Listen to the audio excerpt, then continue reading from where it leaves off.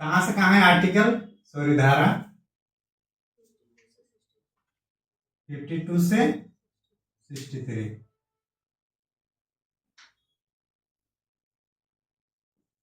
52 में क्या है कि लगान जो होगा ना, जैसे कि एसपीटी में होता था, मतलब प्रत्येक 3 माही में 4 बराबर किस्तों में, तो सेम प्रोसेस यहाँ पे भी है।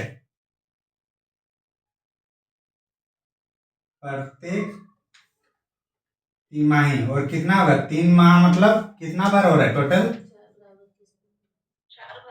4 बराबर किस्तों में होगा। ये किसमें आए 52। अब इसको जो मतलब किया गया कितने बार में, 3, मतलब 3 माही में 4 बार टोटल। अब ये किस रीति से होगा कि मतलब जाकर ही करना है या मनी ऑर्डर से भी होगा, तो ये इसमें है। तो ये क्या बोल रहे हैं कि इसकी लगान लगान की रीति या पद्धति किससे ये प्राप्त किया जाएगा, तो ये आपका कचहरी से भी होगा और मॉर्निंग ऑर्डर से भी ये भेजा जा सकता है। किसमें, वहां पे देखिएगा मॉर्निंग ऑर्डर सब कुछ लिखा हुआ नहीं है एसपीटी में, लेकिन यहाँ हम लोग कर सकते हैं। कहाँ पे एसपीटी में है, देख लीजिए तो अच्छा से। अच्छा हाँ, वस्तु रूप में नहीं, डाक मॉनिटर है, हाँ ठीक है। 54, अगर यहाँ क्या बोल रही है, मॉर्निंग ऑर्डर से मिलेगा, और ये तीसरा में क्या बोल रहे हैं, रसीद रखना। जब भी आप पैसा दीजिएगा तो उसके बदले रसीद लीजिएगा कि नहीं लीजिएगा, रसीद की प्राप्ति, और किस रूप में होगा, निःशुल्क या पैसा देना होगा, निःशुल्क। किसमें होगा ये 54। अब जैसे हम लोग वहां मतलब क्या है कि हम लोग बेस बन चुका है एसपीटी पढ़े तब, क्योंकि वहां सब यही चीज है, बस यहाँ थोड़ा बस बताना पड़ रहा है।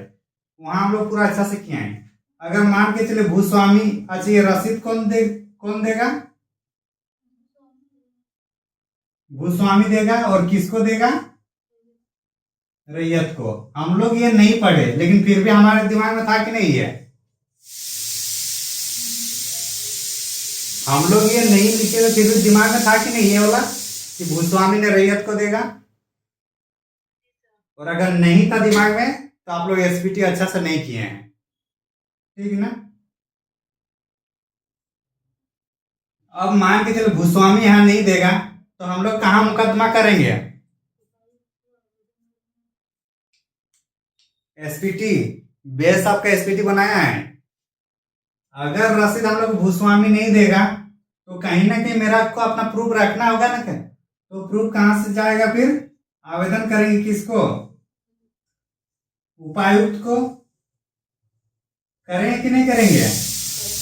अगर ये नहीं देगा तो आवेदन कहाँ करेंगे हम लोग,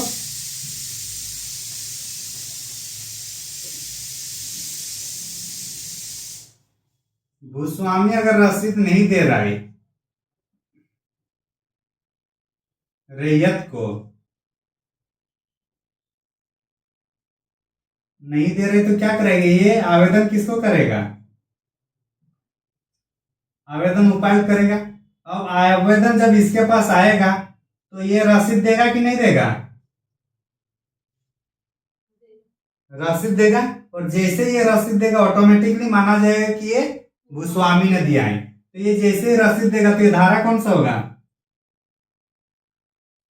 यहाँ पे रसीद प्राप्त कर रहा है निःशुल्क रूप में, अगर नहीं देगा तो आवेदन दे रहा है, तो आवेदन किसको दे, रैयत उपायुक्त को, धारा 55। उपायुक्त ने आवेदन प्राप्त किया, वो फिर रसीद मतलब जांच पड़ताल किया कि हाँ सच में पेमेंट किया है कि नहीं किया है। जैसे उन्होंने रसीद काट दिया तो ये होगा 56। समझ में आया इतना दूर,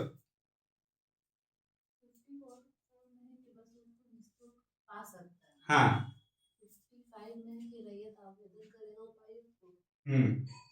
ये तभी आवेदन करेगा जब यहाँ पे नहीं मिलेगा। और जैसे ही वो आवेदन के अनुसार जैसे रसीद देगा तो 56। कहीं कुछ डाउट यहाँ तक?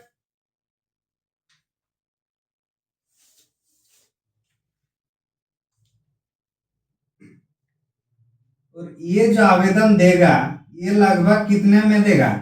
6 माह के अंदर होना चाहिए। मतलब यहाँ पेमेंट कर दिया और पैसा पैसा दिया लेकिन रसीद नहीं दिया रैयत को, तो रैयत को ये 6 महीने के अंदर आवेदन देना होगा उपायुक्त। तो जो 6 महीना लिखा है ये होगा हम लोग का 57 में। देखिए हर एक को अगर अलग अलग करते हैं कि 52, 53, 54, 55, 56, 57, तो मेरे को क्या होता है लिखना ज्यादा पड़ता। ये क्या है कि कम टाइम में इसको हम लोग अच्छा से लिख लिए हैं और यही सिनॉप्सिस आपका बाद में काम आता है। समझे? आप बना रहे ना, मेरे को दीजिए तो ऐसे ही ना।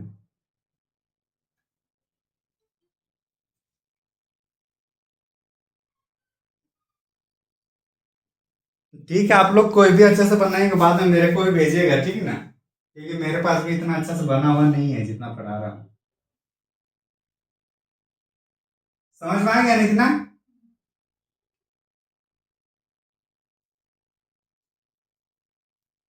मिटा दें? 52 से लेकर 57 तक लगभग एक लाइन में चलेगा ये। प्रत्येक तिमाही में 4 बार। 53 में लगान की रीति मतलब किस आधार पर दिया जाएगा? कचहरी में आएगा, डाक मनी ऑर्डर के थ्रू आएगा। जब आएगा तो उसमें रसीद लिखेंगे, निःशुल्क रूप से उसको पाने का हक है। लेकिन कभी कभी भूस्वामी क्या होता है, वो लोग आगे टाइम फिर से मांगने के लालच में वो लोग रसीद देते नहीं और बाद में पूछते हैं रसीद तो दिए नहीं, रसीद दिखाओ अगर पेमेंट किए हो। तो ये सब कभी कभी भ्रष्टाचार करते हैं लोग। तो वो बोल रहा है कि अगर मान के चलो भूस्वामी नहीं देता है रैयत को तो फिर ये आवेदन करेंगे किसको? उपायुक्त को। और वो फिर जांच करेंगे, जांच करने के बाद जैसे लगेगा कि हाँ सच में इन्होंने पैसा दिए तो फिर रसीद दे देगा। उसके बाद बोलते हैं कि ये जो आवेदन किया इन्होंने रैयत ने ये 6 माह के अंदर होना चाहिए और ये इस टाइप से 57 आर्टिकल बन जाता है। समझ में आया ना?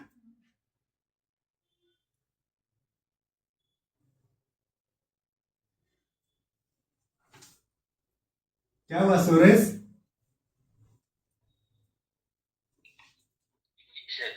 सब ठीक ठाक है? गुड। 58। अब जो बकाया रहेगा तो लगान का बकाया यहाँ पे होगा।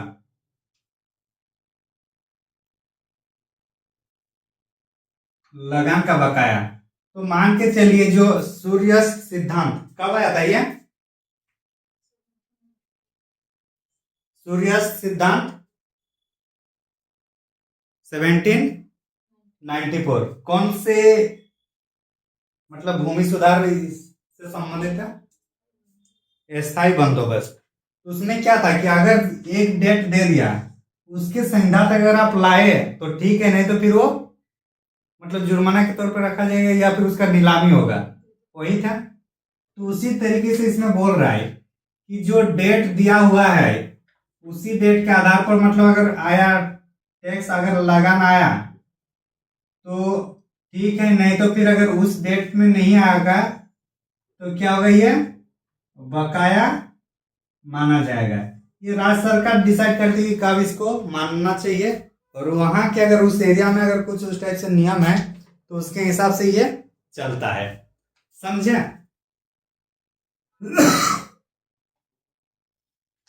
अगर इसमें और एक चीज है,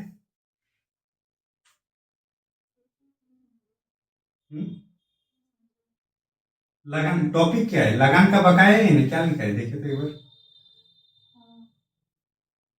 लगान का बकाया है इसका मतलब है कि कोई एक दिनांक देगा उसके उतने दिन तक आना चाहिए और अगर नहीं आ रहा उसके बाद में मतलब तो ये है इसको 31 दिसंबर तक लाना चाहिए टैक्स जो भी है। अगर इसके 31 दिसंबर तक ये नहीं ला रहा है मतलब लगान नहीं दे रहा है तो क्या होगा? फिर इसको बकाया मनाया जाएगा। लेकिन जो एक निर्धारित तिथि की गई है उस निर्धारित तिथि में जब तक वो लगान नहीं पहुंचा पा रहा है तो अगर नहीं पहुंचा पा रहा है मतलब क्या होगा? बाकी रह रहा है तो उसी को बकाया कहेंगे। समझे ना? अब ये बोल रहा है अगर बकाया है और अगर अगले बार फिर तो इसको इंटरेस्ट देना होगा ना, तो इंटरेस्ट जो है ब्याज 6.25% से ज्यादा नहीं होगा। मतलब ये क्या है? मैक्सिमम। मैक्सिमम इंटरेस्ट कितना जाएगा? 6.25%। और अगर उसी साल अगर दे रहे हैं, मतलब जिस साल बाकी है उसके नेक्स्ट साल, एक साल के अंदर अगर देना देगा, एक साल के अंदर अगर देंगे तो 3% से मैक्सिमम कितना रहेगा? 3%। अगर एक ही साल में अगर इंटरेस्ट को मतलब जो बकाया था उसको अगर रिटर्न किया तो 3% लगेगा, और अगर वो एक साल से ज्यादा तो 6.25%। यही चीज अगर आप लोग केसीसी लोन लिए होंगे तो आप लोग को यहाँ पता चल जाएगा। केसीसी लोन अगर एक साल में अगर आप रिटर्न कर रहे हैं तो 3%, और अगर आप इसको एक साल से ज्यादा रख रहे हैं तो ये है 7%। ठीक ना? ये केसीसी लोन वाला ही लगभग यहाँ से ही मत आप मान सकते हैं। हाँ, 2 साल में भी, एक साल पार हुआ तो फिर 7% लगेगा इंटरेस्ट उनको, चाहे 2 साल हो 3 साल हो। ठीक ना?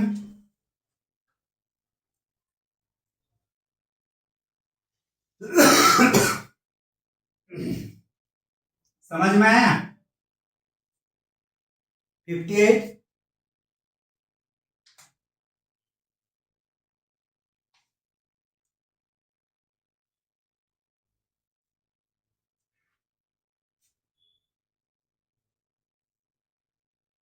फिफ्टी टू से 57 तक एक ही कंसेप्ट में चल रहा था। 58 में बकाया आ गया। 59, 58 और 59 लगभग मिलता जुलता होगा। अगर बकाया ज्यादा रहेगा तो भूस्वामी बेदखल कर सकता है कि नहीं रैयत को? क्यों नहीं करेगा? आपको मैं जितना बोला हूं उतना पैसा नहीं दीजिएगा तो आपको मैं क्यों रखूं? किसी और को पट्टा दूंगा कि नहीं दूंगा? परमिशन तो वो बताएंगे ना उपायुक्त को कि मेरे को जितना डील हुआ तो उतना वो पैसा नहीं दे रहा है, तो उपायुक्त फिर उनको भी बोलना पड़ेगा। हाँ, तो इसी से देना होगा। तो लगान बकाया के बाद क्या होगा? बेदखली से संबंधित। और बेदखली कब किया जाएगा? जब लगान मतलब निर्धारण या शर्त के अनुरूप, शर्त के अकॉर्डिंग न हो तो क्या होगा? पट्टा को हटाया जा सकता है। हाँ कि नहीं? या किसी और को दिया जा सकता है। लेकिन इस सब की जांच करने के लिए कौन रहेगा? उपायुक्त। और इसलिए उपायुक्त यहाँ नहीं बोला क्योंकि एसपीटी के टाइम हम लोग बार बार इसको पढ़ चुके हैं कि नहीं?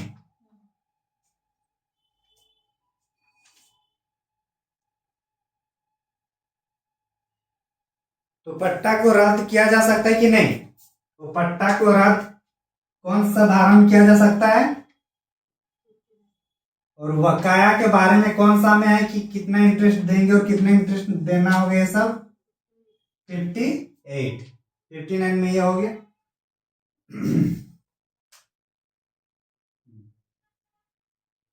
16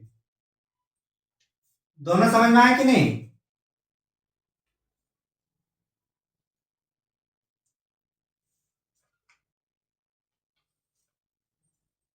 फिफ्टी एट में लगान बकाया रहेगा। लगान बकाया का मतलब है कि जब निश्चित तिथि निर्धारित की जाती है, उस निर्धारित तिथि तक अगर लगान नहीं आता है तो इससे स्थिति का हम लोग लगान का बकाया कहते हैं। इसका वसूली करने के लिए अगर उसी साल अगर देते हैं तो मैक्सिमम 3% इंटरेस्ट लगेगा, और एक साल से ज्यादा होगा तो 6.25% ये इंटरेस्ट ज्यादा लगेगा।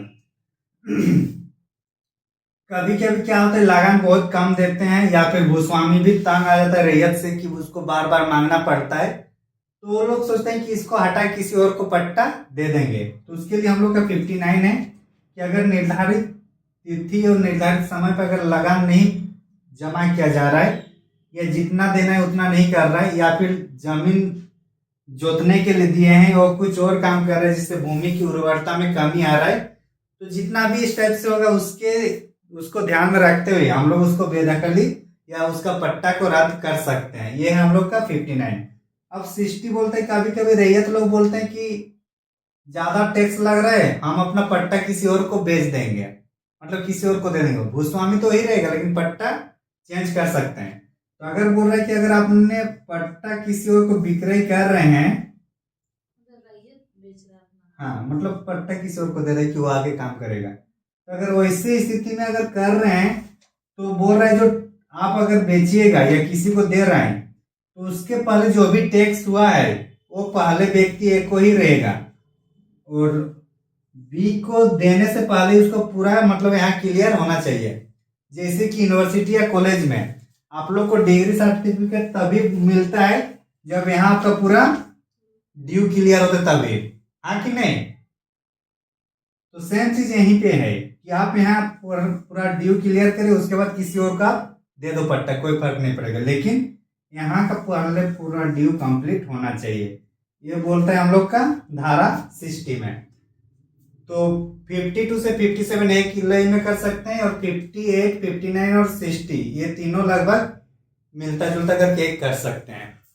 समझ में आया? टुकड़ों में पढ़ना बहुत जरूरी है हम लोग को, नहीं तो सब इधर उधर हो जाएगा।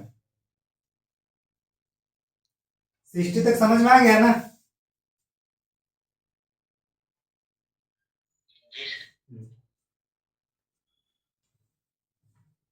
आइए अब 61, 62 ये दोनों सेम जाएगा। 61 में मान के चले कि आमदनी ठीक ठाक नहीं हो रहा है, या फिर सामान कि टैक्स लगान ज्यादा देना है तो उतना वस्तु ला नहीं पा रहे हैं, तो कभी कभी होता है कि उसके बदले कुछ पैसा दे दिया जाता है या कुछ महंगी चीजें। तो जनरली यहाँ पैसा की बात किया जा रहा है, और वो भी नगद के रूप में। तो अगर खेती बाड़ी वगैरह हो रहा है और उन्होंने मतलब लगान कभी मतलब बाद में देने का प्लान कर रहे हैं कुछ और, तो अगर इसमें वही बोल रहा है कि आप वस्तु को आप नगद रूप में भी आप दे सकते हैं, यही है ना। पहले जो वस्तु को थे आप वो नगद पैसे के रूप में भी आप दे सकते हैं। ये किस में बोल रहा है? 61 में। और ये तभी मान्य होगा बोल रहा है, लेकिन ये कितना पैसा देना होगा ये दो अधिकारी इसको डिसाइड करेगा, एक राजस्व अधिकारी और दूसरा उपायुक्त, ठीक ना। मतलब वस्तु रूप में, वस्तु को जब नगद रूप में किया जाएगा तो मान के चलिए जमीन है इतना बड़ा है और इसमें खेती होता है, यहां मान के चलिए कि 20 मन धान इनको लगान लगता था। अब वो 20 मन को पैसे में कौन मतलब किस मतलब कैसे स्टैंडर्ड बना के उसको ये करेगा, कन्वर्ट करेगा, वो डिसाइड करेंगे राजस्व अधिकारी और उपायुक्त। पहले मन में दिया जा रहा था, उसको पैसे में देना है, तो ये डिसाइड कौन करेंगे? राजस्व अधिकारी और उपायुक्त। अब बोल रहे 61 का कम है कि ये तभी पॉसिबल है जब राज्यपाल अधिसूचित करे। किसका अधिसूचना जरूरी है इसमें?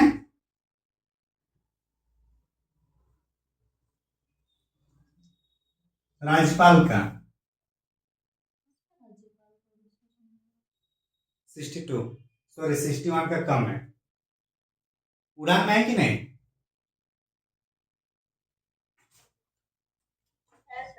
है ना। राज्यपाल ही लिखा है कुछ और है?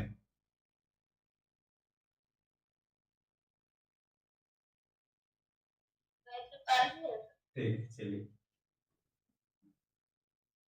ये आप लोग ध्यान रखिए, कुछ कुछ क्लू पॉइंट बता रहा हूं आप लोग को।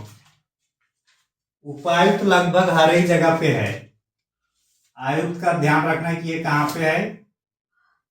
राजस्व अधिकारी क्या, अनुमंडल पदाधिकारी और राज्यपाल, ये चार है। ये जनरली नहीं है, उपायुक्त जनरली हर जगह है, लेकिन चार का यूज कहाँ कहाँ है उसको थोड़ा अच्छा से ध्यान में रखिएगा। कौन कौन सा? आयुक्त, राजस्व अधिकारी, अनुमंडल अधिकारी और राज्यपाल। पूरा आपका एसपीटी में कहीं राज्यपाल का जिक्र नहीं था, कहीं देखे हैं क्या? राजस्व अधिकारी का भी जिक्र वहां नहीं है, तो वो सब एलिमिनेट करने में अच्छा होता है। 62 में आइए कि बोल रहा है कि जो नगद यहाँ लिया जाएगा, क्या वो हर साल चेंज करने से फिर वो प्रशासन में ज्यादा वो मतलब क्या होगा, बोझिल हो जाएगा, मतलब कॉम्प्लेक्स हो जाएगा कि हर साल उसको कितना लेन देन करना है उसके लिए। तो अब ये बोल रहा है कि अगर एक बार नगद आप डिसाइड कर रही है तो 15 साल तक रहेगा, 15 साल तक अपरिवर्तित अपरिवर्तन रहेगा। क्या जो भी आप यहाँ 20 मन के मान के चलिए, यहाँ पे 10,000 लिए हैं या 1,000 लिए हैं, तो ये जो 1,000 आप जो कर रहे हैं डिसाइड की, ये लगभग 15 साल तक रहेगा। वही चीज बोल रहा है 62 में, समझ में आया? एक बार जो डिसाइड किया जाएगा समिति के द्वारा, और समिति में कौन रहेंगे? राजस्व अधिकारी और उपायुक्त, जो दोनों मिलकर डिसाइड करेंगे वो ही रेट अगले 15 साल तक रहेगा, ठीक ना? जैसे कि स्थायी बंदोबस्त में हर 10 साल में निरीक्षण किया जाता था, उसी तरीके से यहाँ पे हर 15 साल में होगा। सॉरी, स्थायी बंदोबस्त नहीं, महलवाड़ी और रैयत बाड़ी में। स्थायी बंदोबस्त में तो परमानेंट हो गया था, ठीक ना? यहां तक समझ में आया? 62 जो भी नगद का व्यवस्था होगा वो 15 साल तक रहेगा, और ये किस में लिखा हुआ है? धारा 62 में। और इतना सब होगा तो 63 क्या होगा? आप लोग कॉमन सेंस में बताइए 63 क्या होना चाहिए?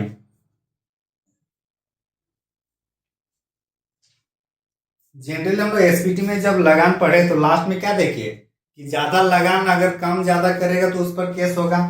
देखे थे कि नहीं देखे थे एसपीटी में? तो सेम चीज यहाँ पे भी वही आएगा कि सीएनटी में अगर ज्यादा लगान कोई ज्यादा ले रहा है या समय से ज्यादा, मतलब जो डेट है उससे पहले ही दे रहा है या पहले हड़का रहा है, मतलब उसको बदमाशी कर रहा है या पैसा ज्यादा ले रहा है, तो ऐसी स्थिति में उसको 500 प्लस 6 माह, या तो 6 माह का जेल होगा या 500 रुपया का जुर्माना लगेगा या दोनों होगा। ये किसमें है हम लोग का? 63 में, समझे?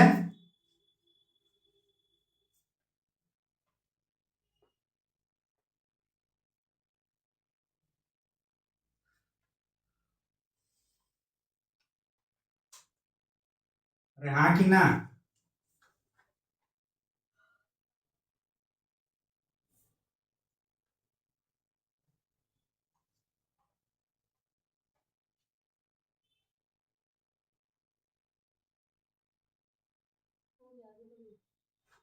अध्याय 10, अच्छा सॉरी 9 का है।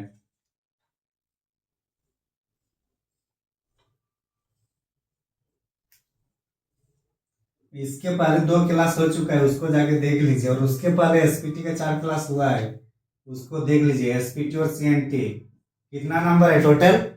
12 नंबर, 12 क्वेश्चन, 12 क्वेश्चन मतलब 24 नंबर। 9 का ये है, इसमें 2 धाराएं हैं, 63 का और 63 का में, अच्छा सॉरी, और इसका नाम क्या है? 9A का बंजर भूमि, बंजर भूमि का बंदोबस्त, यही है ना? 9A का नाम होगा बंजर भूमि का बंदोबस्त, 9 का लगान से संबंधित साधारण उपबंध। इसमें सिर्फ 2 है, 63 का और 63 का। तो बंजर भूमि का बंदोबस्त होगा तो ये उपायुक्त के आदेश से ही होगा। और यहाँ पे कितनी एसपीटी में कितनी पढ़तियां हुआ था? एसपीटी में कितना था? 4 पढ़तियां, और यहाँ होगा 2। एक रहेगा जिसका बंदोबस्त हो रहा है, और एक होगा उपायुक्त के पास।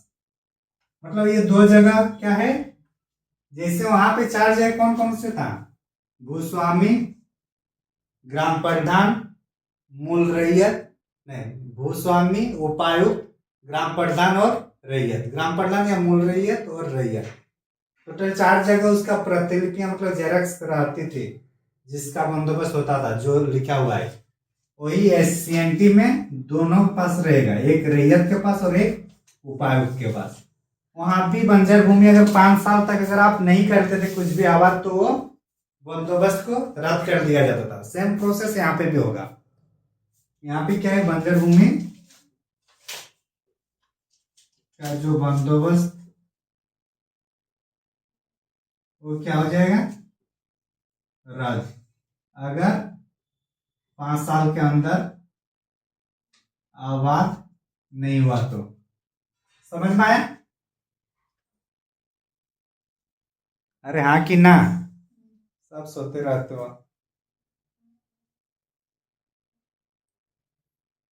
और आप लोग का मॉडर्न हिस्ट्री के सिर्फ 8 आदमी टेस्ट दिए हैं, बाकी लोग क्या कर रहे हैं, टेस्ट सीरीज ज्वाइन किए 14-15 आदमी, टेस्ट दे रहे हैं 8 जन।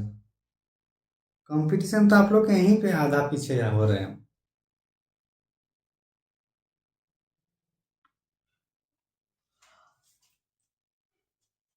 बाद में प्यास लगेगा तब कुआं खोदने लगेंगे, वो वाला चीज हो जाएगा।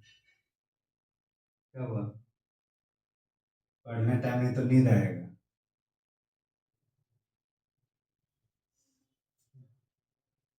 मिटा देना।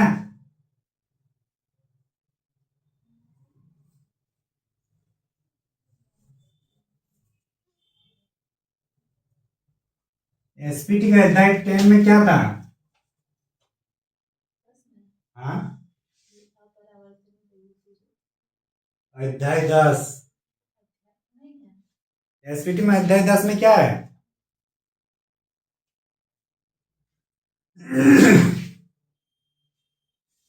क्या पढ़ रहे हैं यार आप लोग, अध्याय 10 है एसपीटी में।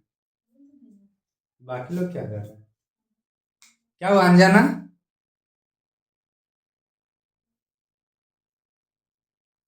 सूत गए लग रहा है। अजीत, अजय, इतने दिन कहाँ गए थे महाराज आप लोग?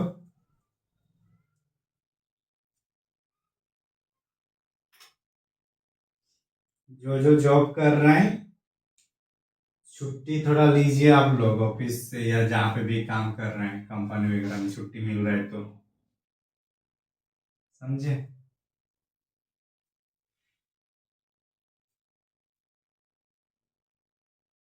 अध्याय 10 क्या है, थोड़ा बताइएगा, थोड़ा लंबा है इसमें। भूस्वामी,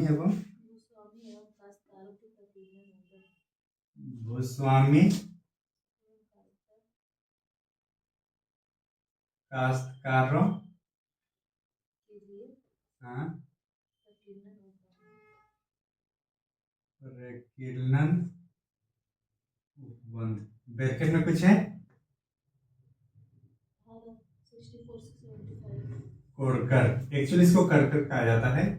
और ये होगा हम लोग का 64 से लेकर 75, ठीक है ना? आइए चुपचाप, कहाँ पे आना है, 64 में। कोरकर का मतलब क्या होता है? क्या होता है? प्रियंका, अजय, अजित, बाकी सब कहाँ पे गए? अच्छा, अंजना भाग गई है आज, ज्यादा पढ़ने लग रहे हैं। कोरकर का मतलब जो पहले ऊंच नीच पर्वत पठार था उसको प्लेन करके जो खेती बनाएंगे उसको कोरकर बोला जाएगा। जो सदान लोग करकर बनाए उसको करकर भूमि हुआ कोरकर। मुंडा लोग जो किए उसको खुंटकट्टी, और उड़ा लोग जो किए हैं वो भूइहारे। जनरली 3 चीज हम लोग देखे हैं सीएनटी में। तो उसी टॉपिक का है। तो 64 में बोल रहा है कि उपायुक्त के पूर्व मंजूरी में कोरकर भूमि प्राप्त करना या जोत प्राप्ति। मान के चलिए कोई एरिया है, ठीक, ये बिहार सरकार का या कोई भी है जहाँ पे ऊंच नीच है, तो अब यहाँ हम क्या करेंगे, उपायुक्त को पहले अनुमति लेंगे कि ये वाला जो क्षेत्र है सरकार का, यहाँ कुछ काम धाम नहीं है, नहीं हो रहा है, तो हम इसको मतलब हम इसको समतल करके अपना खेती बाड़ी या रहने का आवास जो भी है बनाएंगे सरकारी भूमि में। तो ये कोई आदमी किससे परमिशन लेगा, उपायुक्त। और कैसा भूमि है ये, ऐसा भूमि जिसका कोई यहाँ पे स्वामित्व नहीं है, ठीक है ना। तो ऐसे भूमि को ही कोड़कर बनाया जाएगा। किसी का खेत को हम लोग बनाएंगे तो बनाने देगा क्या, या किसी व्यक्ति ने अगर कब्जा करके रखा है तो उसमें हम लोग बना सकते हैं क्या, नहीं। तो वही चीज है, तो इसके लिए पूर्व अनुमति होना आवश्यक है, किसकी, उपायुक्त की। 65 नहीं है, इसको हटाया गया है। अब 66 में सही चीज वही चीज है कि क्या सभी एरिया का हम लोग कोडकर बना सकते हैं क्या, अगर किसी का, इसलिए यहां क्या होगा, कतिपय भूमि पर कोडकर पर निषेध या रोक। मतलब इसका मतलब है दूसरे के बगीचा हुआ या खेत हुआ, जोत हुआ, तो ये सब दूसरे का खेत जोत पर हम लोग कुछ अपना कोडकर उसको प्लान कर सकते हैं क्या, नहीं कर सकते हैं। तो वही चीज है हम लोग का 66 में। 64 में क्या बोल रहा है कि कोई भी एरिया का हम लोग कोडकर अपना समतल करके हम लोग खेती बाड़ी कर सकते हैं। 66 बोल रहे भूमि को तो कर सकते हैं, लेकिन किसी व्यक्ति का जो कब्जा किया हुआ है उसको हम लोग नहीं कर सकते हैं। किसने बोल रहा है ये 66, अरे कोई गांव का आदमी है, वो पहले से एक खेत बना के रखा है ये का, अब भी बोलेगा कि मैं भी यहीं पे खेत बनाऊंगा, तो लड़ाई होगा कि नहीं होगा, होगा। तो वही चीज बोल रहा है, अगर किसी ने पहले से वो कोडकर प्लेन भूमि बनाया है, अपना आबाद कर रहा है, तो आप उस भूमि पर कोडकर भूमि नहीं बना सकते हैं, मतलब अपना प्लेन नहीं कर सकते हैं।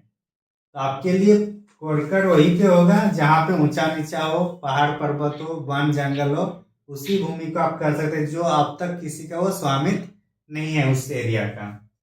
समझ में आ गया ना, 64 और 66 है कि नहीं। अब कोई कोडकर बनाएगा उतना जंगल साफ आप करके, तो उसके लिए विशेषाधिकार मतलब अधिकार होगा कि नहीं उसका, अधिभोग, तो अधिभोगाधिकार मतलब उस एरिया में जो कोड के बनाया गया उसमें वो क्या करेगा, अधिभोग करने का अधिकार होगा। तो मान के चलिए हम लोग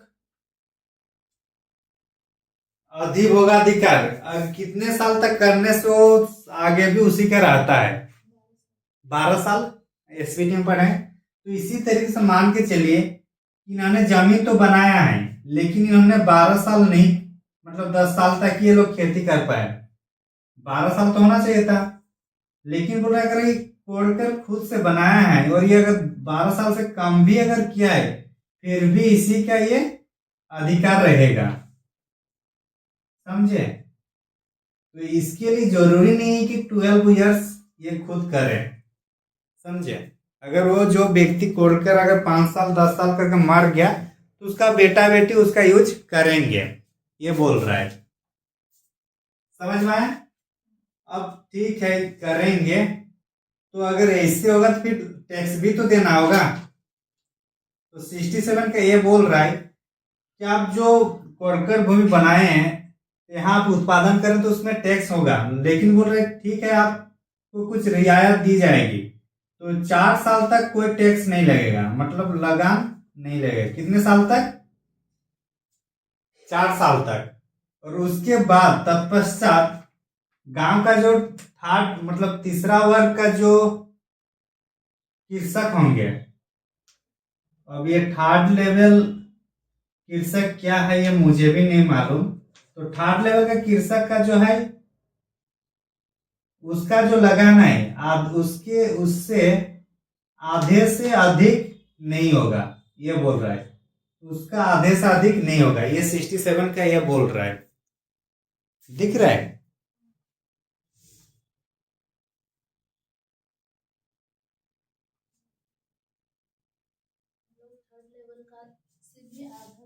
आधा से कम ही रहेगा।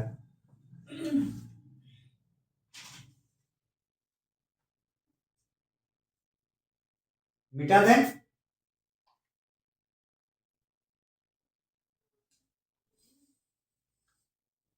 जी सर।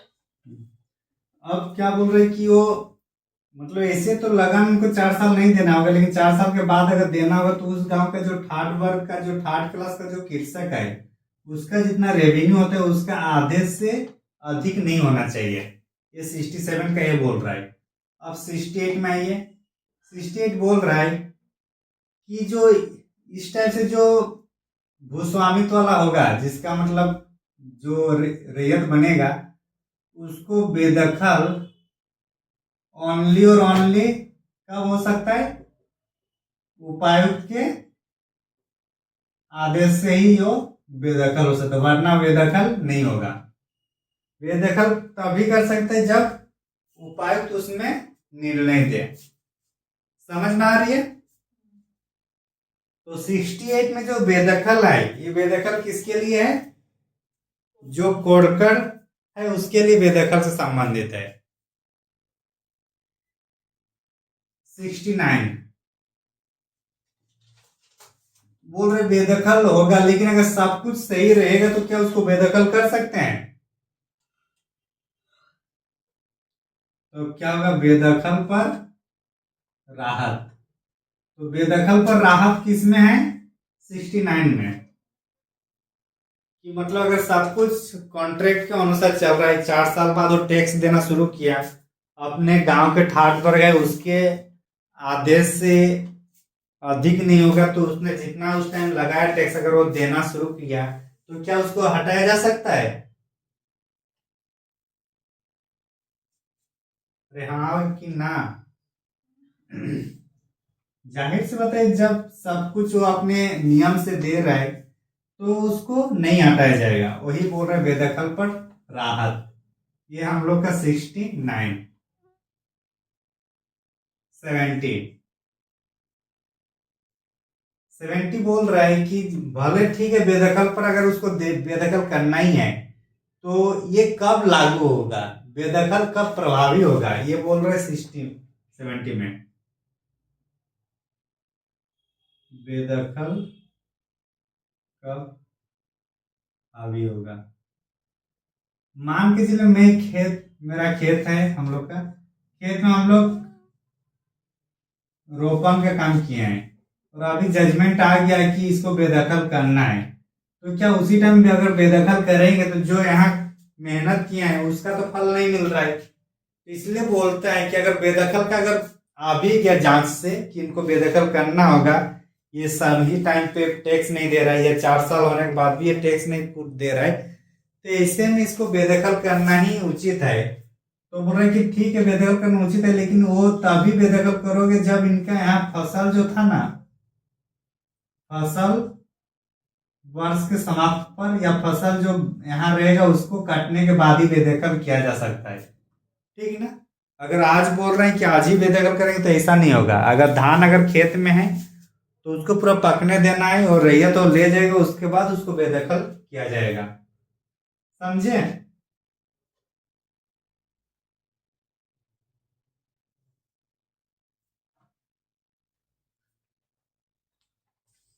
बेदखल हम लोग को शुरू है कहाँ से?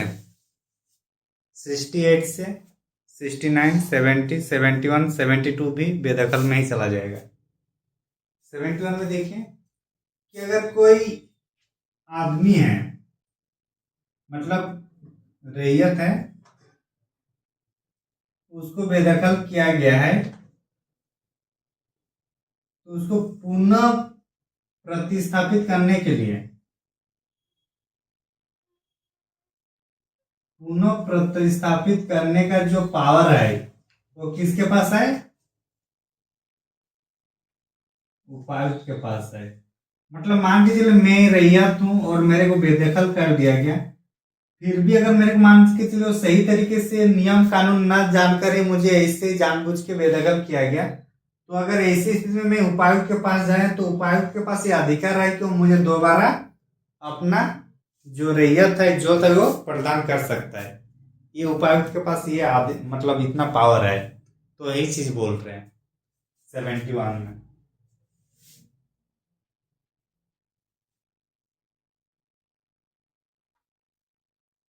समझ में आ गया? लेकिन यही रैयत या जो काश्तकार है, रैयत या काश्तकार, लेकिन यही जब 71 पे है ना, यही जब काश्तकार शेड्यूल ट्राइब वाला रहेगा तो भी किसका ही पावर होगा उसमें भी?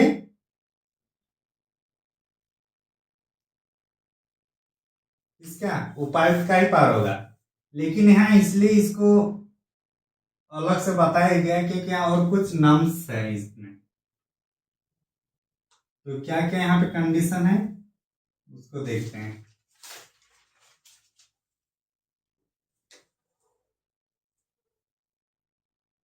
शेड्यूल ट्राइब मान के चले कि जिस दिन इसको बेदखल किया गया और बेदखल किए 30 साल बाद,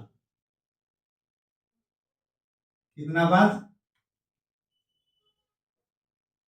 30 साल बाद भी ये कंप्लेन कर सकता है कि मेरे को जो बेदखल किया गया है वो मेरे को कुछ खिला के कुछ पिला के या लालच देकर उसको कराया गया है, उसमें कोई मतलब मेरा वो जेन्युइन उसमें नहीं था कि इंटरेस्ट की मैं उनको मतलब दे दूं, उसके नाम कर दूं। तो इसे 30 साल बाद भी बेदखल अगर कोई एसटी हो रहा है तो उसको फिर से स्थापित किया जा सकता है। ये कौन करेंगे? उपायुक्त। लेकिन मान के चलेगा 30 साल बाद अगर यहाँ आ रहे हैं,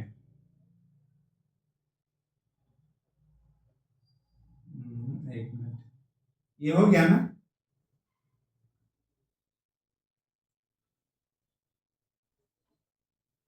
क्या क्या यहाँ पॉइंट है? 2-3 पॉइंट है इसमें।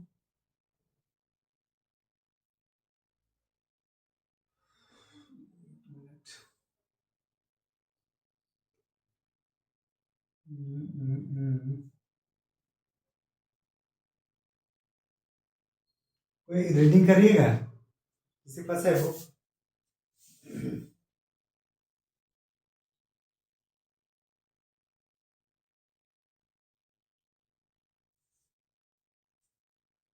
इसमें देखिए पहला, अगर 46 को अगर उल्लंघन हुआ है, कौन सा? 46 में उल्लंघन। और 46 में क्या था? एसटी का जमीन एसटी पे जाएगा, एससी का एससी और ओबीसी का ओबीसी। एसटी का जाएगा तो सेम थाना में, एससी और ओबीसी का जाएगा तो सेम डिस्ट्रिक्ट में। तो उसमें कुछ अगर उल्लंघन हुआ है तो बोल रहे अगर उल्लंघन हुआ है और ये सही पाया गया तो जमीन किसको आ जाएगा? वापस उन्हीं के पास चला जाएगा। ठीक। और अगर उल्लंघन नहीं पाया है तो ऐसी स्थिति में या तो उस जमीन का, जिस जमीन में अगर ये घर बनाया है उसको हटाने बोलेंगे। अगर मतलब उल्लंघन नहीं किया, वो सच में अगर किया ही है, जैसे कि उसका उल्लंघन करता है तो वापस जमीन मिलेगा, लेकिन इसका उल्लंघन नहीं हुआ है, किसका? 46 का। मतलब एससी के एसटी में एससी में ही हुआ है, एसटी के एसटी में, ओबीसी का ओबीसी में ही, उल्लंघन नहीं हुआ है। तो ऐसी स्थिति में बोल रहे हैं अगर उल्लंघन नहीं किए हैं ये लोग, ये वाला में, तो ये जो उनको, हालांकि उसको तो प्रतिस्थापित तो किया गया है ना, तो इससे बोल रहे इस जो मालिक है, ये मान के चलिए ये है जो ये बी है, ये बी है जो कब्जा किया है, और ये जो बड़ा वाला मालिक है ये है जिसका जमीन है। तो अगर बी कब्जा कर लिया और उसमें उल्लंघन नहीं हुआ है तो फिर भी उपायुक्त बोलेगा कि या तो आप उनको इनको मांगेंगे कि आप जितना पैसा ये दिए हैं लीज के रूप में वो पैसा आप रिटर्न करिए, फिर ये तुरंत चला जाएगा। और अगर बोलता है कि आप अगर रिटर्न नहीं कर पा रहे हैं तो यहाँ पे क्या है कि जो इनका घर बना हुआ है वो इसको दे भी नहीं रहे, फिर भी उपायुक्त बोल रहे हैं कि आपको 2 साल तक टाइम दिया जा रहा है। 2 साल के अंतर्गत आप इनका जमीन छोड़ के आप दूसरे जगह चले जाइए। और अगर 2 साल में भी नहीं जाता तो फिर उपायुक्त आकर इसको फिर मतलब नष्ट कर सकते हैं। नहीं समझ में आया होगा ना? समझ में आया कि नहीं ये वाला पॉइंट? एक बार से रिपीट कर दीजिए। 46 में नियम का उल्लंघन, मतलब 46 क्या है ये आप लोग को पता है ना?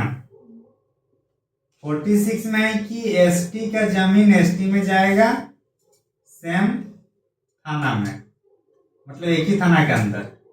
एससी क्या, एससी और ओबीसी क्या, ओबीसी के सेम डिस्ट्रिक्ट में। ये इनका प्रोसेस है। अगर इसमें कुछ उल्लंघन हुआ है, मतलब छेड़छाड़, मतलब ये गलत तरीके से हुआ है, तो इसका सीधा सा बात है कि जो जमीन किसी और ने कब्जा किया है वो जिसका भूमि है उसके पास चला जाएगा। अगर उल्लंघन हुआ है तो हाँ वापस चला जाएगा। मान के चलिए ये जमीन मालिक है ए है और बी यहाँ से क्या कर रहे हैं, यहाँ पे कब्जा किया इस एरिया में। तो अगर ये ए जो बोल रहा है कि इन्होंने कंप्लेन किया है 30 साल के अंदर ही, वो याद रखना है कितना, 30 साल के अंदर ही। अगर ये कंप्लेन किया है 30 साल के अंदर ही कि जो बी है वो मेरे को बहला फुसला के मेरा जगह को कब्जा कर लिया है, और इसको जब यहाँ चेक किया जाएगा उपायुक्त के आधार पर, और हाँ अगर बोले कि हाँ सच में इसका उल्लंघन हुआ है तो इसको बोले कि आप चुपचाप भाग जाओ और ये पूरा जमीन इसी का हो जाएगा। एक केस बोल रहे हैं।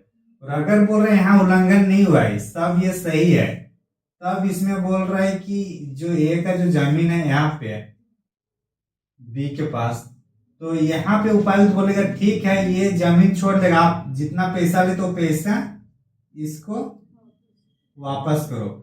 और अगर ये बोल रहे हैं कि पैसा नहीं दे पाएंगे तब बोलेगा तो ये इनका जो जमीन है ये तब भी ये 2 साल तक कम से कम रह लेगा, मतलब मैक्सिमम 2 साल रहेगा और उसके बाद ही हटेगा।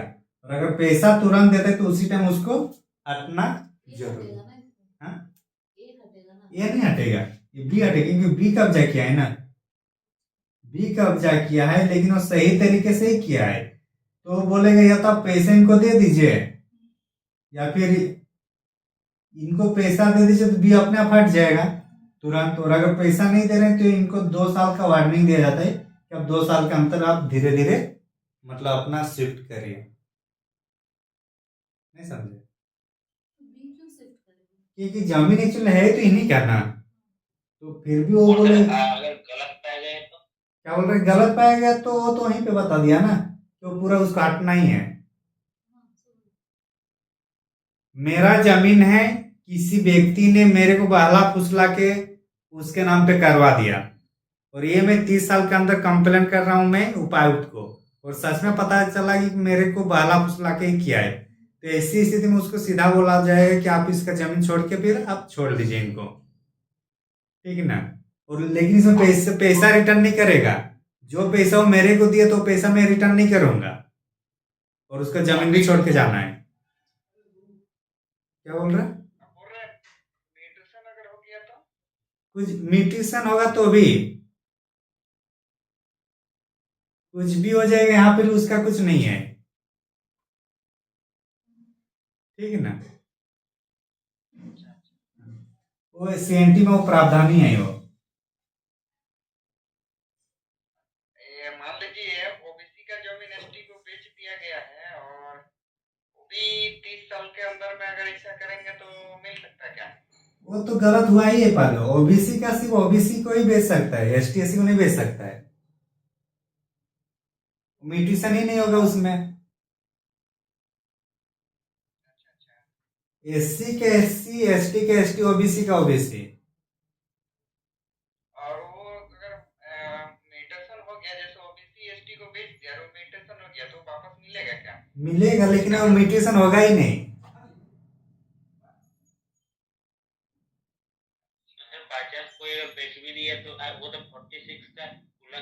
उल्लंघन हो जाएगा फिर वो जमीन वापस मिल जाएगी, जिसका जमीन है उसी को मिलेगा वो। हाँ, और जो पैसा दिया था ना जमीन के बदले, वो पैसा भी नहीं देगा। नहीं समझे? क्या मतलब पैसा नहीं देंगे, मतलब पैसा रिटर्न नहीं है? जैसे मान के चलिए एक का जमीन है, ठीक, और बी ने यहाँ कब्जा कर लिया गलत तरीके से। अब जैसे पता चला कि गलत तरीके से हुआ, तो जमीन तो इसको देना ही है, लेकिन ये कुछ पैसा दिया तभी ना दिया था यहाँ पे, तो बोल रहे हो पैसा फिर इसको नहीं मिलेगा, पैसा पैसा इसी के पास रहेगा। मतलब पैसा फिर रिटर्न नहीं। हाँ, पैसा रिटर्न नहीं होगा। तो इसलिए तो अभी आदिवासी जमीन या सीएनटी जमीन में कोई बाकी उतना खरीदना नहीं चाहता है। मतलब जो इस टाइप से बाकी तो अभी ये पूरा बेचा रहा है, उसमें कोई ये नहीं है, लेकिन नियम से जो चलता है उसका यही है। और ये चीज 30 साल के अंतर, अगर मान के चलिए जो इसने दान किया है वो मर गया किसी कारण बस, तो उसका बेटा भी ये कंप्लेन कर सकता है। समझे? हाँ, दान में भी, सब में दान लिखा रहेगा फिर भी होगा ये।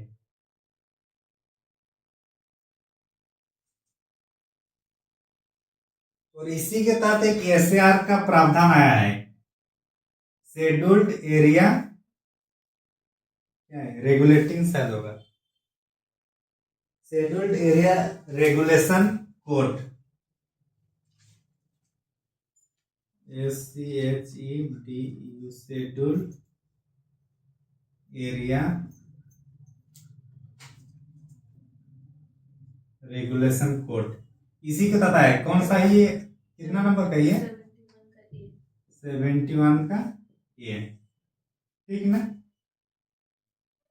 यहाँ कॉन्सेप्ट फंसाता है कि कितने साल तक वो मतलब कंप्लेन कर सकता है, तो कितने साल तक कर सकता है?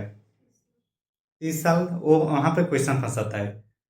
और बाकी वही वाला कॉन्सेप्ट वाला, किसको कितना देना है नहीं देना है, वो सब चीज एक बार देखना है।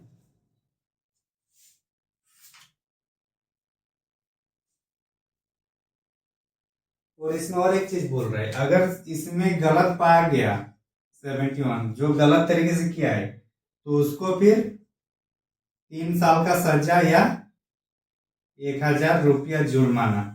अगर जो गलत तरीके से यहाँ उल्लंघन किया ना, छल कपट करे करेगा, तो 3 साल तक जेल या फिर 1000 का जुर्माना या दोनों होगा। ये 71 का बी में है।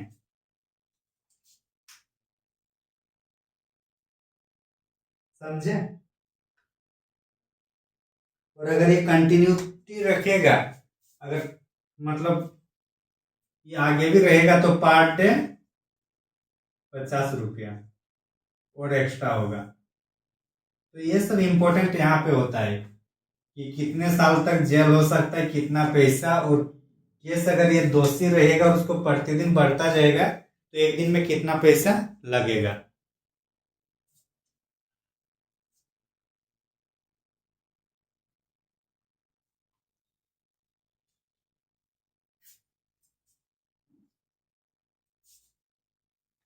समझ में आया ना?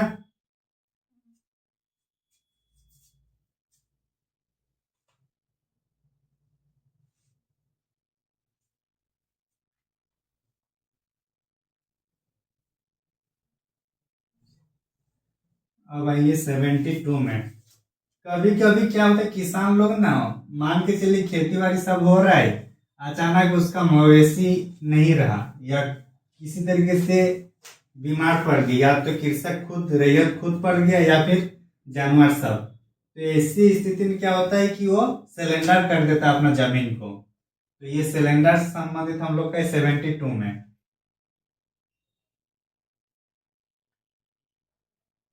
सिलेंडर किया जाता है किसमें? 72 में। लेकिन ये सिलेंडर करने से कम 4 महीना पहले बताना होगा। कितना महीना पहले बताना है?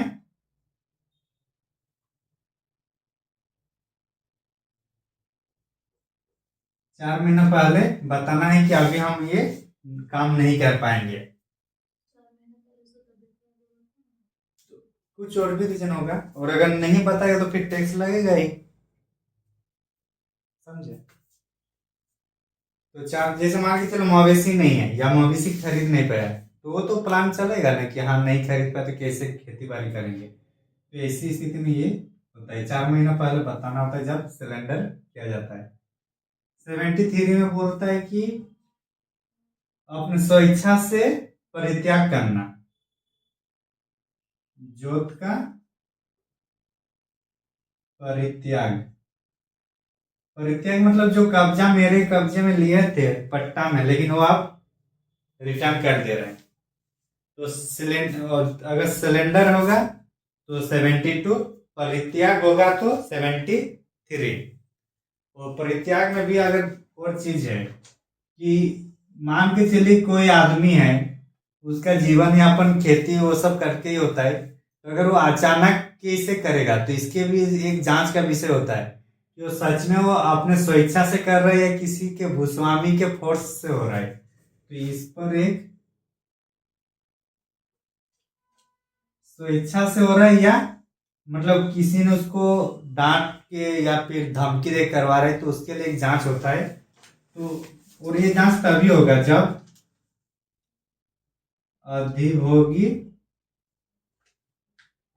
रैयत अगर 3 साल से पहले और अनाधिभोगी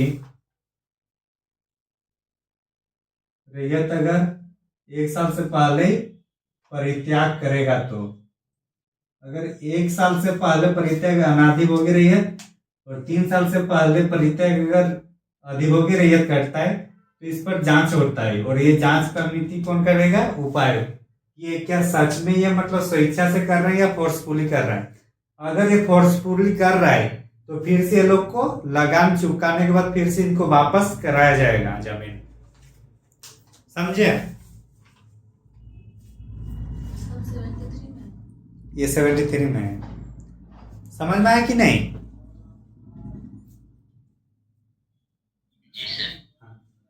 ये सब याद रखिए कॉन्सेप्ट। भले थोड़ा बहुत इसमें गलत हो सकता है, वो चलेगा, मतलब ह्यूमन एरर हो सकता है, कम टाइम होगा तो रिवीजन नहीं कर पाए, लेकिन ये सब तो कॉन्सेप्ट है, इसे ये सब में नहीं गलत होना चाहिए। लेकिन इसको भी अगर बार बार करेंगे तो ये भी हम लोग का सही होगा। अभी लगभग 33 दिन है। 33 दिन में मैं नहीं बोल रहा हूँ CNT SPT पूरा दिन भर पढ़िए, आधा घंटा 1 घंटा तो पढ़ ही सकते हैं ना। डेली अगर उधर 9 अध्याय, कितना अध्याय है? 8। SPT में 9 अध्याय और इधर 19 अध्याय। 19 और 9 20, 20 और 2 28। डेली अगर एक एक अध्याय को भी अगर दोनों करेंगे, मतलब ये पूरा कंप्लीट करने के बाद भी, तो अभी तो रिवीजन होगा कि नहीं होगा? ये जो कम टाइम में सिलेक्शन लेना है ना, ये बस आपको मैनेजमेंट कैसे कर पा रहा है ये दिखा, मतलब दिखता है यहाँ पे। समझे? बाकी 6 महीना टाइम देगा तो सबको यहाँ कर ही लेगा। आप कम टाइम में कैसे मैनेज करिएगा ये आपका मैनेजिंग कैपेसिटी बताएगा। 73 हुआ। 74 बोले जोत का जो अधिभोगाधिकार है ये डिपेंड करेगा पट्टा पर। मतलब पट्टा का क्या है, मतलब उसमें कुछ लिखा होगा, उस आधार पे बोला जा रहा है।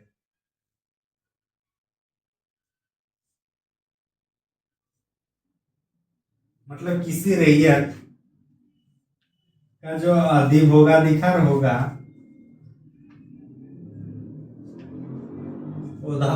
अधिभोगाधिकार है, ये डिपेंड करेगा किस पर?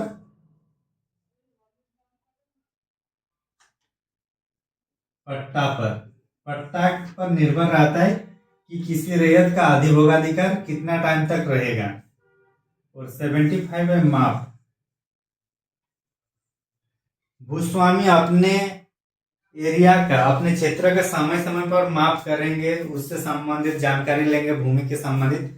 अगर ऐसे में अगर रैयत माना करेगा तो फिर उपायुक्त को फिर यहाँ, मतलब उपायुक्त को फिर यहाँ आवेदन कर सकते हैं भूस्वामी कि हमें अपना जोत के बारे में जानकारी प्राप्त करने नहीं दिया जा रहा है। तो ये माप कौन करेगा? भूस्वामी। कितना में है? 75 में। 73 में परित्याग, 74 में रैयत का अधिभोगाधिकार उसके पट्टे पर डिपेंड है, और 72 में सिलेंडर करना। 71 और 71 का क और ख में वो हम लोग पढ़ चुके हैं। आगे चलें। और 10 मिनट। जी सर। क्योंकि हम लोग को ये भी तो कोशिश करना है 2 फरवरी तक कम से कम कंप्लीट होना चाहिए। तो होने से कितना 1 महीना बाकी के लिए आराम से कर सकते हैं। ज्यादा टाइम आपका जो पेपर 2 में लगेगा झारखंड में, CNT SPT और ये दोनों में कराऊंगा। आपका नीति वाला जो है पुनर्वास नीति, ये सब थोड़ा बहुत वहां देख लेना है। और एक साहित्य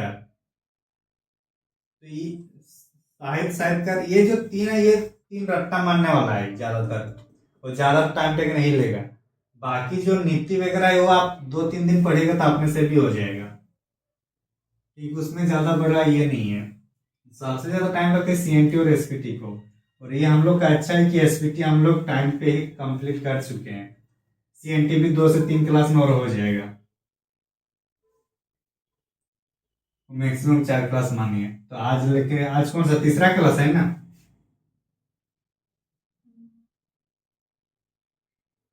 अध्याय 11 रूढ़ी और संविधा, छोटा सा है, कोई दिक्कत नहीं। अभी मान के चलिए कि हम लोग को नहीं पता कौन सा आर्टिकल में एग्जैक्ट है, और पूछ दिया कि रूढ़ी के बारे में कौन सा धारा है, और उसमें दे दिया ये कहाँ से कहाँ है जी 76 से 70, उसमें दे दिया 75, 73, 74 और 78, और इसमें बोल देगा कि कौन सा जो है हम लोग का रूढ़ी और संविदा के बारे में है। तो हम लोग को एग्जैक्ट नहीं भी पता होगा उसमें क्या लिखा हुआ है नहीं लिखा हुआ है, लेकिन इसके आधार पर तो हम लोग ये निकाल सकते हैं ना कि जो भी होगा आंसर यही होगा। कर सकते हैं कि नहीं? हाँ कि नहीं जी? हाँ। तो कम से कम डेली अगर आप पूरा यूनिट नहीं भी देख पा रहे हैं ना, तो बुक से यहाँ निकाल लीजिएगा। यहाँ अध्याय लिखिए, 1 2 3 करके अध्याय का नाम, और यहाँ धारा कौन सा धारा है, इसको तो कम से कम पी जाना है। इधर का 19 और वहां का 9, समझे? और वहीं से आपका 50% गेम चलता है। क्योंकि अगर मान के चलिए यहाँ और एक दे देता, मान के चलिए 60, तो दोनों में जैसे ये तो समझ में आ गया, ये नहीं होगा ये नहीं होगा, होगा तो 2 में से। और 2 में से मान के चलिए कि आपका 78 याद ना हो, लेकिन 76 तो याद होगा क्योंकि यहीं से शुरू हो रहा है। और 2 चीज जैसे वहां यूज करेंगे ना हम लोग, तो यहाँ और यहाँ, तो पहला और लास्ट कम से कम 2 याद रखना ही पड़ेगा, ठीक ना? कि इसका पहला धारा क्या है और लास्ट धारा क्या है, इसका पहला इसका, तो इस टाइप से भी हम लोग कितना होगा टोटल 38 धारा हम लोग को ऐसे और रखना ही होगा। बाकी बीच में तो रखना ही है, समझ में आ रहा है? 77 में क्या है, 78 में भले आपको याद ना आए तुरंत, लेकिन 76 और 79 में क्या है, ये तुरंत याद आना चाहिए। समझ में आ रही बात?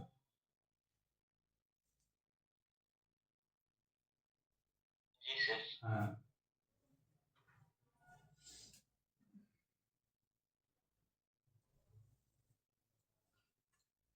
आइए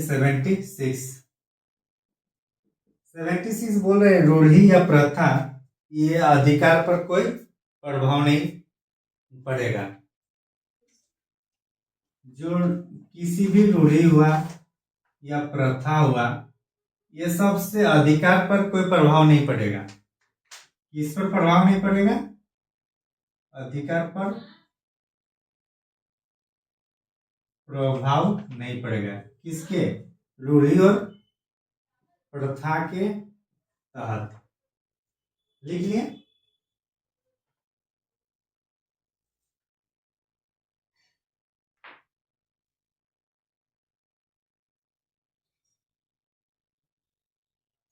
दूसरा बोल रहा है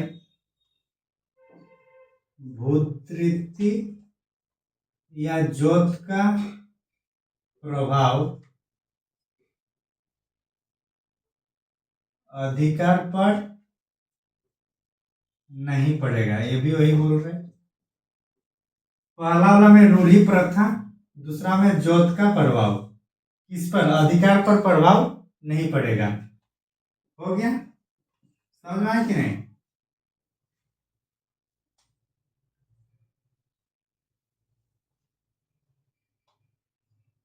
अब बोल रहा है कि जो भी वाष्प भूमि बनेगा वो इसी रेगुलेटिंग के अंतर्गत ही अंतर्गत होगा।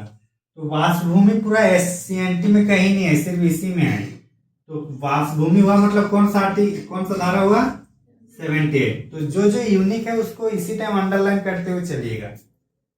पूरा एसपीटी में कहीं पे भी वाष्प भूमि लिखा नहीं है, बस 78 में है। और 78 किस में है, रूढ़ि और संविदा। अब 79 लास्ट है। तो इसमें बोल रहा है कि भूस्वामी रैयत को संविदा मतलब कॉन्ट्रैक्ट करके कभी भी उसका अधिकार को कम नहीं कर सकता है, या तो इस नियम लागू होने के बाद या पहले।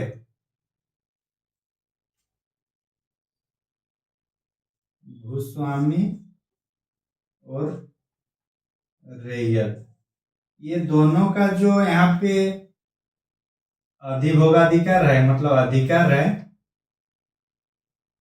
अधिकार को कम या हटा नहीं सकता है। किसके माध्यम से, संविदा के माध्यम से। समझ में आ गया 79।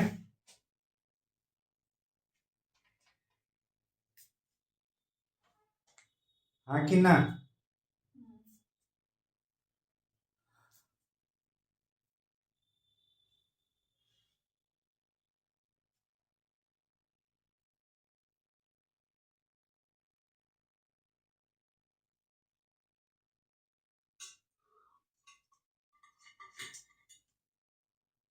आज इतना ही रखते हैं, ठीक है ना। इसको एक बार रिवीजन करिए, टेस्ट अभी अगर आप लोग डिस्कशन करना है तो करिए। बाकी मैं डिस्कशन एसपीटी कराने के बाद ही अच्छा से ज्वाइन कर पाऊंगा। अभी आप सभी लोग करते रहिए।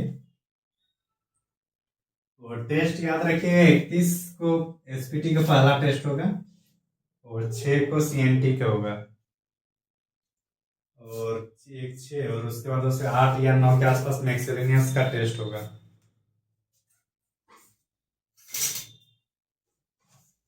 बाकी कब बोले 31 को ना।